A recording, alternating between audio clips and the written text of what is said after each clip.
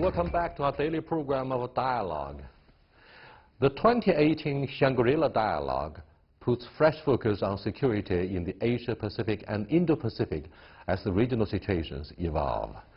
As President Xi Jinping will again meet Prime Minister Modi in Qingdao on the sidelines of the Shanghai Cooperation Organization, and Prime Minister Modi will deliver a keynote presentation at the reception dinner in Singapore, geopolitical implications of this dynamic emerging market will be featured prominently at Shangri-La. Denuclearization of the Korean Peninsula also comes into question with the possible summit between DPRK leader Kim Jong-un and U.S. President Donald Trump.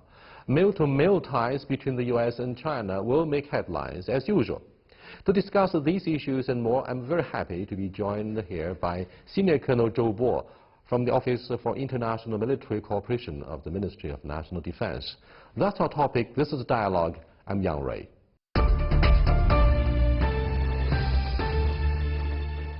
Welcome to Dialogue. I got a strong impression that for years the PLA delegation to Shangri-La Dialogue fails to generate enough attention simply because the seniority, the authority and representation of the PLA delegation to this annual event could not live up to the expectations of either IISS or the host country of Singapore. Are we going to expect to have some change this year? Well, yes, indeed. The seniority of Chinese delegation is not as high as those from the West, normally speaking, except in 1 year, China actually has sent defense minister to attend. But I couldn't agree with you if seniority would represent the influence associated with the Chinese delegation. Because even with the current level of Chinese delegation, people's attention mostly is focused on U.S. delegation and Chinese delegation. That, in a way, is reflected in the fact that American Secretary of Defense would normally speak first in 1 day, followed by the head of Chinese delegation to say in the second day. That was something in the past. This year, however, it again will be headed by Lieutenant General He Lei, Vice President of the Academy of Military Science. He is senior enough and he is well experienced because he attended the Shangri-La Dialogue last year. So hopefully this year Chinese delegation's performance will still be interesting towards the audience. The presence of Prime Minister Narendra Modi, he will deliver a keynote presentation at the banquet in honor of all the participants each year without exceptions. What will be the theme that this Indian Prime Minister deliver, and why prominence of India has been featured this year? What is the context? Well, this is a good question because that would be on everybody's mind as to what he would probably speak.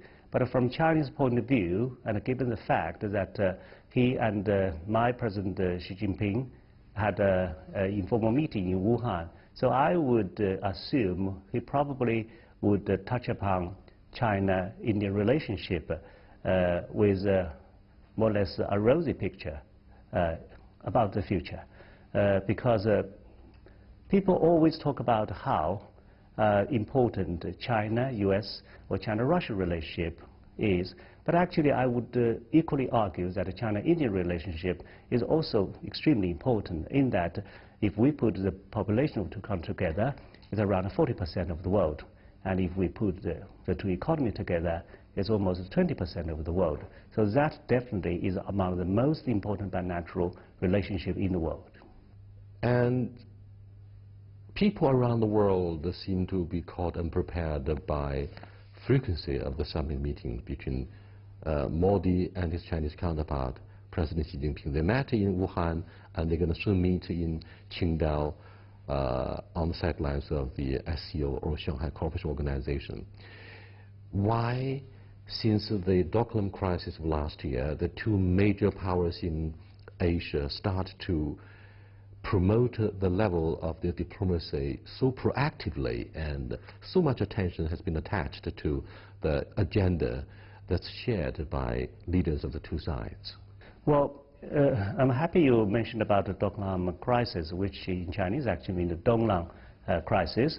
Well, this crisis actually puts the wisdom of the two countries at a test. Well, if we look at the border, China-Indian border, you would find this issue very much outstanding, partly because China has resolved its territorial disputes with 12 countries out of the 14 neighboring countries. So only two countries are left. One is India, another is Bhutan. With Bhutan's border, it's very short, so our problem with India on the border issue is really outstanding. But if we look at this issue from a wider picture, we would find that probably we'll have more than any other country. I'm talking about confidence-building measures as to how we can possibly maintain peace and stability along the border. So as a result, as the Indians said, not a single bullet is fired over the last 30 years. This is really, really seen even in the world. So we understand this is a problem, and we have, both of us, tried great efforts in not having this problem spilling over to affect the overall situation of China-Indian relationship. I can only guess why they would have more contacts, partly because there are more international meetings which both of them have to attend. But this, of course, this kind of informal summit definitely is something only found between China and India. They actually have decided. And why have they decided? Because they both realize that how important it is for these two largest developing countries in the world to maintain such a kind of amicable and manageable relationship. China shares a border with 14 countries land-wise. But may I generalize border issues in terms of a frontier? We have the maritime frontier and the land border. Yet, we've solved the border disputes with the 12 out of 14. India is one of the remaining two. The eastern part of the border in particular remains unresolved. Given the fact that we had a border clash back in 1962 and the Doklam crisis of last year, is it an easy job, for example, to build consensus or, most importantly, to build trust? I think that there is indeed a kind of trust between us, and this kind of trust is exceptional in that even during festivals, the border troops across the border could even get together and celebrate. So there are very detailed confidence-building measures existing between two militaries. For example, in the agreement between the border troops, we have agreed not to follow the patrolling troops of the other side. So this is how peace and stability is maintained along the line of actual control. You mean there are specific steps that have been taken by both sides to enhance and to ensure trust, to make sure that no clashes would happen, particularly that would involve bloodshed with the real bullets, real live ammunition? Yes, of course. And apart from what I mentioned, there are some other things, like border meetings, like direct telephonic meetings between the commanders of the two sides across the border.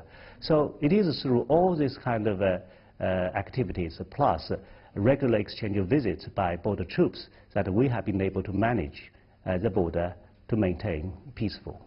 On Christmas occasions, I'm impressed by old photos on soldiers involved in the First World War celebrating their Christmas. And I was also impressed by similar photos that soldiers on both sides, Indian and Chinese, could join each other in celebrating the festivals. Yes. I mean, this is very unusual. This is exactly unusual and exceptional in that they could share cigarettes, they could share beer, because this kind of activities is actually, the decision of such activities is actually made at the top level, because the confidence-building measures about Sino-Indian border is not only between the two governments, it is also between the two militaries, and they are very much detailed, because in our rules, we have made it clear that during festivals, the soldiers from both sides can join each other to celebrate the national days, for example, or major events. So, and this is very much accepted by the soldiers themselves, because this provides them a chance to relax, and because they are soldiers at front line, they just know more than they know better than anybody else how important it is to maintain at least a manageable and a workable relationship with the so-called rival. Thank you so much. You are watching Dialogue with Sr Col Zhou Bo with the International Military Cooperation Office of the Ministry of National Defense of the PLA. We'll be back in a short while. Please stay with us.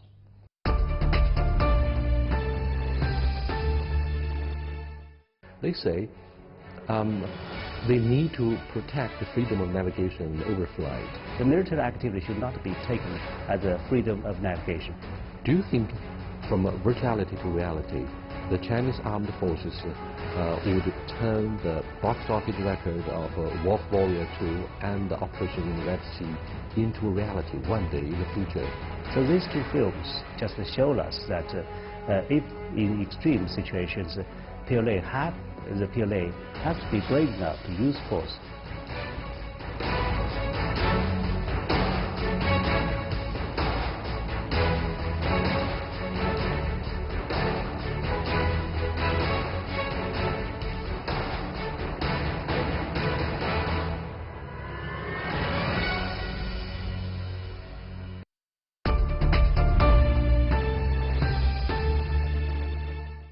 Welcome back, sir. Let's look at the construction of the Djibouti military base. It used to be the logistics supply base, but overseas media describe it as increasingly the first overseas military base of the PLA. The Indians, who take the Indian Ocean as their broad backyard, would of course show their geopolitical concerns. What do you make of the implications of this alleged first overseas base of the Chinese military? Yes, Djibouti supply station, as you have correctly said, is just a logistics supply station. Its primary function is to accommodate PLA Navy's counter-piracy efforts in the Indian Ocean. Plus, it is also a stopover for Chinese troops engaged in either peacekeeping or international disaster relief. But China's logistics station should not be a kind of eyesore to the Indians, because as I have mentioned earlier, in the Indian Ocean, China and India could also cooperate. Actually, they have indeed cooperated in that the Indian Navy has actually relieved apparently the Chinese ship called the Fu City, while China has also escorted the Indian commercial ships. So in the Indian Ocean, apart from all what I have mentioned before, China also has another concern, that is the safety and security of the international sea lanes, because China's import and export are extremely heavy in the Indian Ocean. Therefore, we have to join other countries to make sure that the critical international sea lanes are also safe. And this is why we in China, India, and some other 20 countries were once fighting piracy altogether in the Indian Ocean. Let me go back to a flashpoint that you mentioned earlier, the South China Sea.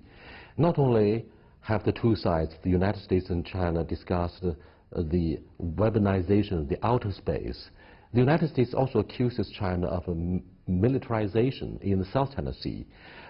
Look at our deployment of missiles and recent landing of a bomber in one of the islands.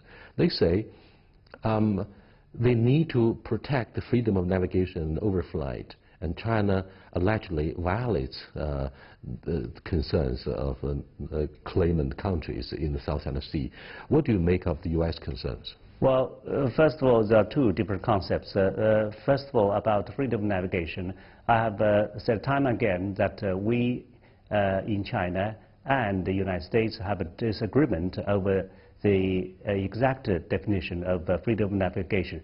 The irony is both of us quoted the UN Convention on the Law of the Sea to justify our own position, but put it in a short way, the United States would characterize their military activities as a kind of freedom of navigation, which China disagrees, because China considered the military activity should not be taken as a freedom of navigation. Because even according to UNCLOS, it is written clearly that freedom in performing freedom of navigation and overflight, those countries should have a due regard to the rights and interest of the littoral states. There is a lot of disagreement as to what due regard means, but at least is a kind of regard to the rights and interest of the littoral states. If you have more than 2,000 reconnaissance and surveillance against China, how could you call that due regard? And on the question of so-called militarization, well, it's very hard to define what militarization exactly means. This is almost a kind of a chicken and egg argument between China and the United States. From Chinese perspective, if I look at this issue, I would say what the United States has maintained. It maintains that it has no position on the sovereignty of South China Sea. It maintains that it would not take sides with any claimants in the South China Sea. And then the situation right now in the South China Sea is that the situation actually has come down, with China and ASEAN countries both pledged to make further efforts in implementing a code of conduct. So, and China's relationship with President Duterte is very good. It is known to all. So why, in such kind of a changed good situation, the United States would send ships to have more provocation in the waters of China-controlled islands and reefs? Isn't this kind of activities a kind of real militarization from China's point of view? The U.S. not only set its eyes on the so-called militarization in the South China Sea, but also turned to The Hague for international arbitration. China says it does not recognize, does not accept international ruling about South China Sea. Do you think this discussion will be repeated this year in Shangri-La? No, I don't think so, because first of all, the so-called ruling which China refused to accept was made a few years ago. Secondly, and China would not accept this because it has actually made a declaration as early as 2006 that it would not accept any ruling regarding sovereignty and maritime boundary demarcation under Article 298. This is interesting because China made the declaration as early as 2006, and the Philippines only sued China in 2013. So it's not that because China doesn't like the Philippines to sue us, therefore we said no, we would not accept the ruling. It's because well before the Philippines did that, we have made a declaration known to the world. So long as it is concerning territory or sovereignty issues, we will not accept. This has nothing to do with any specific country. So China made the declaration much earlier than Philippines suing us in 2013. Following years of reassessment of their traditional policy of engagement since perhaps 40 years ago, both parties, Democrats and Republicans, have built a consensus regarding the alleged assertiveness of the Chinese military in the South China Sea. And following the release of their policy papers such as the National Strategic Security Outlook, the Americans take China as a threat, even more serious than Islamic terrorism or extremism in the Middle East. Therefore, following the alleged landing of a bomber in the South China Sea, they made responses in two ways. One is the cancellation of an invitation to China to be involved in the RIMPAC exercise. Every 2 years, such exercises will take place under the leadership of the U.S. Navy. The second is their passage of 12 nautical miles of sovereign waters in the South China Sea without winning the permission, getting permission from the Chinese Navy in the first place. Now, these two gestures are viewed very much as a symbolic provocation to show their defiance in the South China Sea. What is the response from the Chinese authorities?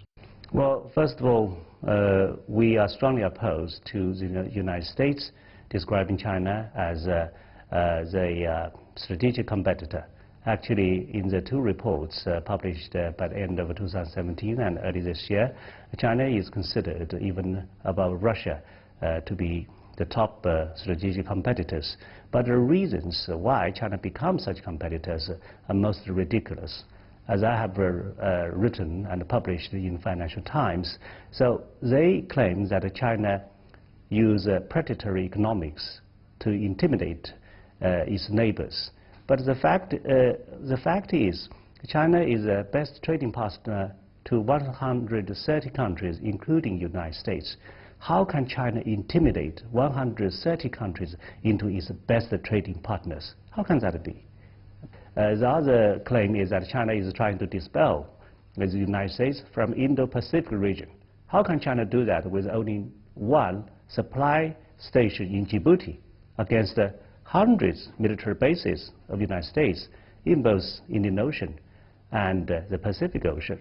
So this kind of accusations are not at all reasonable. They just sound so ridiculous. And the recent behavior in the South China Sea, of course, are not justifiable.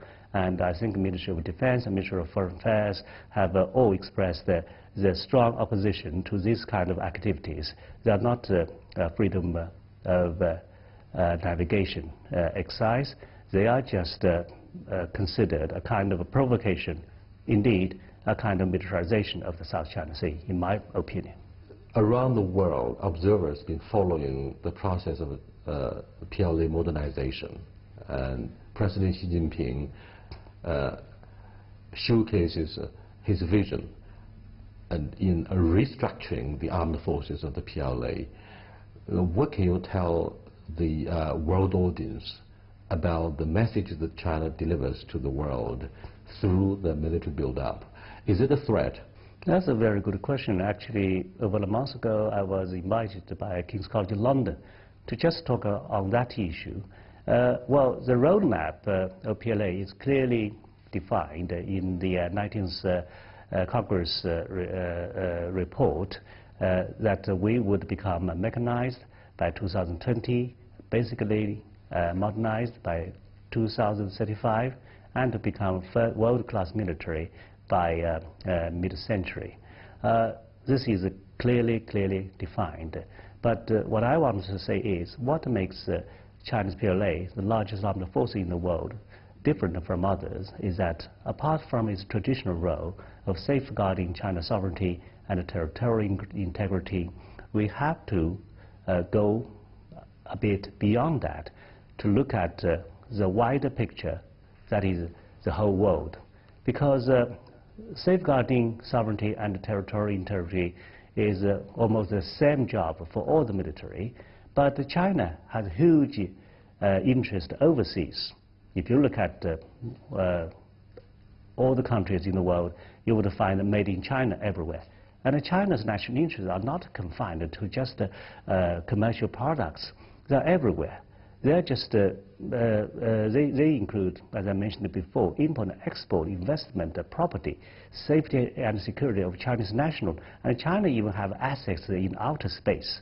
So we have other things to protect. One is China's overseas interests, another is China's international, another is to fulfill China's increasingly important international obligations. So the PLA right now is already across the globe to conduct, for example, peacekeeping, counter-piracy, and humanitarian disaster relief. There is one thing we have yet to do physically abroad, that is to counter terrorism. But China has already issued a national law which allows PLA and armed police to conduct counter-terrorism overseas. And for us to do that, the PLA still has a lot of things to improve. For example, you have to have a status of force agreement with foreign countries. These agreements would allow you to go into the territory of foreign countries if there is a situation that is badly needed for PLA. But then that invites another question. With whom would you sign status of force agreement? First of all, you have to assume in certain country. First, you have to have your own assessment as to where it could happen. But would it really happen there? Or should we follow our American model to sign such kind of agreement with all countries in the world in a possible manner? And then there is a question of how you could cooperate with foreign armed forces. And then there is a question of how you might improve your interoperability with the foreign armed forces. For example, in the Gulf of Aden, most of the foreign countries would practice a rule of engagement of NATO standard. But China would practice its own standard. And if we are doing the same job, how could we become internally interoperable? That is the question. These are the questions and challenges for PLA. Without exceptions, our foreign minister would deliver a press conference in the middle of the two plenary sessions, the NPC and CPPCC each year. One of the questions that would attract media attention inevitably is the protection, the consulate protection of China's soft targets and Chinese nationals in their millions each year. Look at how many Chinese travel each year to buy things, for sightseeing and to do shopping. Now, it seems that the Ministry of National Defense would join hand with the Ministry of Foreign Affairs to protect or to offer consulate protection. Do you think, from virtuality to reality, the Chinese armed forces would turn the box office record of Wolf Warrior 2 and the operation in the Red Sea into reality one day in the future, so that we do have a sense of safety when we travel or do business outside China? In a way, you're most right in that we have even now 130 million people going abroad every year. And these people sometimes are at local risks. But it doesn't mean that PLA would have to send each of its soldier to protect every Chinese citizen. It is just not possible. But so the more precise question is how China would be willing to use force when necessary. So these two films just show us that if in extreme situations the PLA has to be brave enough to use force, this is perfectly all right. Does it run the risk of violating our traditional principle of non-interference with the internal affairs of the host countries? Well, it depends on situations, because if you look at the PLA operations so far, most of them are just under the mandate of the United Nations, be it counter-piracy or peacekeeping.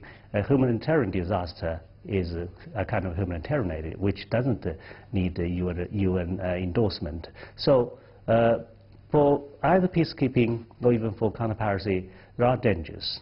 And that is why we lost 3 soldiers in 2 consecutive months in 2 countries. So in those situations, the peacekeepers themselves are at risk. And for them to ensure about their own safety, they would have to use force when necessary, which is perfectly allowed by United Nations, which says that in the latest 10 mandate, you can use all necessary means, to keep peace. Thank you so much, Sr. Col Zhou. I do appreciate it. Thanks a lot. Thank you.